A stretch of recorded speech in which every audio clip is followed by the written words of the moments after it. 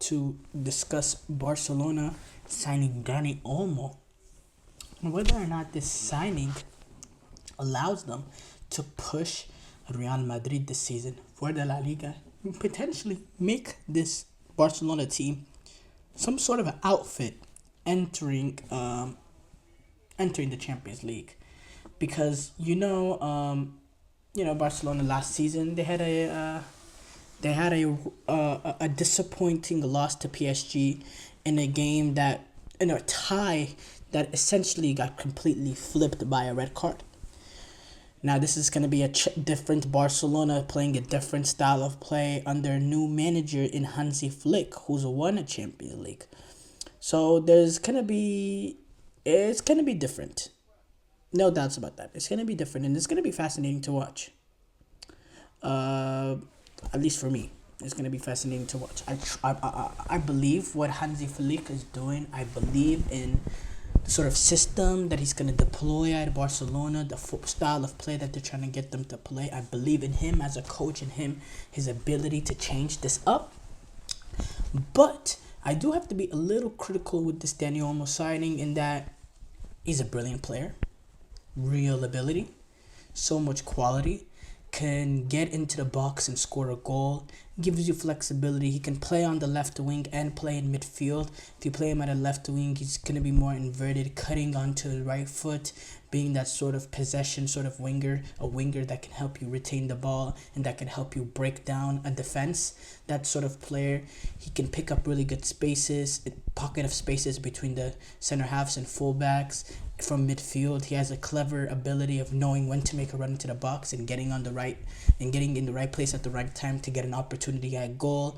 Again, I said good finishing, good control in tight spaces, really good on the ball, can play well with time and spaces compressed. He can be a part of a midfield that has an identity of dominating possession, as he is. You can say that about all Spanish midfielders. You're getting into that Spanish national team squad that won the European Championship. You got to be a dominant midfielder. Whether you're on the bench or you're starting, you have to have class. And Dani Olmo has class. Dani Olmo and Pedri, they were not able to play together at the European Championships. It was either or. It was Dani Olmo. He really got integrated into starting 11 when and Pedri went out. In past tournaments, Dani Olmo has been able to play alongside Pedri. Dani Olmo has been playing more in the left wing sort of position, a little bit more closer to the attacking three. And they've made it work in that way. So, can Hansi Flick make that work? Yeah, but you also have Gundogan there. You have Gundogan, you have Pedri, you have Dani Olmo, you have Frenkie de Jong. You're not going to be able to get to play all four of those guys. There's going to be an odd man out. Now, I could see Dani Olmo have some sort of similar role that he has in Spain in terms of being that sort of first man off the bench to make a difference.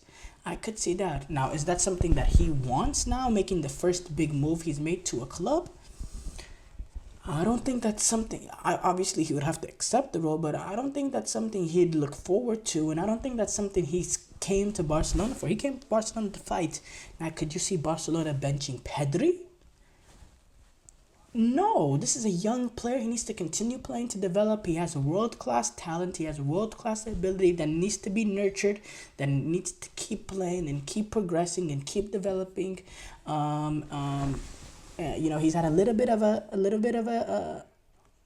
decline in his career post that year that he played a crazy amount, a lot of injuries, but it's not like Ansu Fati where he's completely fell out. But there's still ability there. He just needs a little bit more time to rediscover himself. And I believe in his talent and his pure talent and ability. There's still something there. He has amazing passing range, Pedri. I think he gives you a little bit more in terms of long range passing. Pedri provides that. In terms of overall midfield abilities, in terms of passing, in terms of technical ability, in terms of getting the ball from one area and another area, and opening up space for your teammates, the way you can control the ball and manipulate it to find the pass that opens up space for your teammates. I think Pedri is better in that aspect than Dani Olmo, but Dani Olmo does give you more of a goal threat, which is something I've been always critical on Pedri, is that he never has that, he can make a run into the box He never has that sort of mentality. Okay, let me just beat this guy one on one and create a little bit of space to get a shot off and create an opportunity for myself. He's always looking to pass, even if he himself is in a dangerous position. He's always looking to move it. When I think if he has that a little bit more aggressive mentality of thinking, once in a while, because he has the ability, he has a good technical ability. He can find himself in a tight space in the box,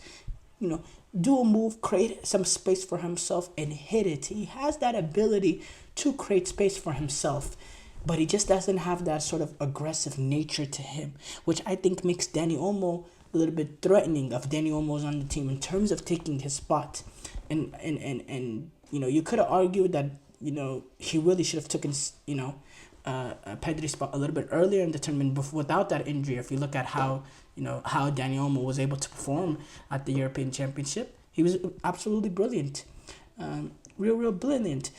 But so that's a tricky thing. His relationship, how he's gonna work with Pedri. Another also very tricky thing is Barcelona don't have a number 6, so bringing in a guy like Dani Olmo, essentially pins Frenkie de Jong into that holding midfield role, in which I've said this so many times. Frenkie de Jong, he has the ability to play as a holding midfielder role. In fact, he played center half under Ronald Koeman whenever, Barcelona center backs were going up and down and it was the COVID time. He happened to play center back a little bit. So, he does have the ability to play holding midfield. He has that sort of range, but number one, he doesn't have the defensive intensity and he doesn't have the defensive prowess to cover up spaces that fullbacks or center halves might leave. He doesn't have that sort of, defensive prowess to him to play that holding midfield role, number one. Number two, he's nowhere near as effective when he's playing in that holding midfield role compared to him playing sort of as that number 8 or even sometimes as a number 10, being closer to the front three, being able to play those intricate balls in behind to really show the quality he has. Really, that's his position, playing that number 8 position, being a little bit more close into the attacking half of the pitch, not relying mostly on his ability to just be a composer, which he could be, but he also has the quality to, run the show in midfield and be the main guy as that number 8. And I don't think you get the best out of him if you play that holding midfield role. And he's an investment too. They spent a lot of money to get him, so you want to get the best out of him in the prime years of his career. A team like Barcelona right now, they should have, Barcelona in the past, I guarantee Barcelona 4, 5, not maybe like 6, 7 years ago, Barcelona would have gone and gotten Rodri, right? They would have went to Manchester City. Yeah, you're Manchester City. Yeah, you won the Premier League. Yeah, you won the treble this last year or 2 years ago now. Don't matter. We're Barcelona. We're gonna go in. We're gonna put down 115 million or 120 million or whatever it takes, and they would have gotten Rodri. That's the sort of what's the word? That's the sort of gravitas that they had in world football. They don't have that anymore. Number one, they have financial issues, so they have financial issues, so they don't even have the means to go and, just drop a ridiculous amount of money to get Pedri to the club. To get Rodri to the club, number one. Number two, they're not as attractive as a destination as they were those years in the past, Quite frankly, right now, they're not, they get the odd signing here and there of a Lewandowski, a little bit older, end of the hill, a Gundogan reaching the later ages of the career. But they're not signing the world-class players in the absolute prime of the careers the way that they were able to in the past. And yes, most of it has to do with financial issues, but I think some of it also has to do with them not being an attractive destination anymore. And the fact that they're signing players, but they're not even being able to get them registered right away, and all the turmoil with the clubs, with managers coming in and gone, Xavi versus the board and all that situation, a lot of negativity around Barcelona. They're not really a destination that they are anymore. Yes, with Barca signing Dani Olmo, doesn't make them better marginally, but doesn't allow them to push Real Madrid this season. Well, no, this is Real Madrid that just won the Champions League and added Mbappe. So as far as I'm concerned, no, they can't. They were not going to be able to push Real Madrid, not this season. Especially now, this is a project under Hansi Flick.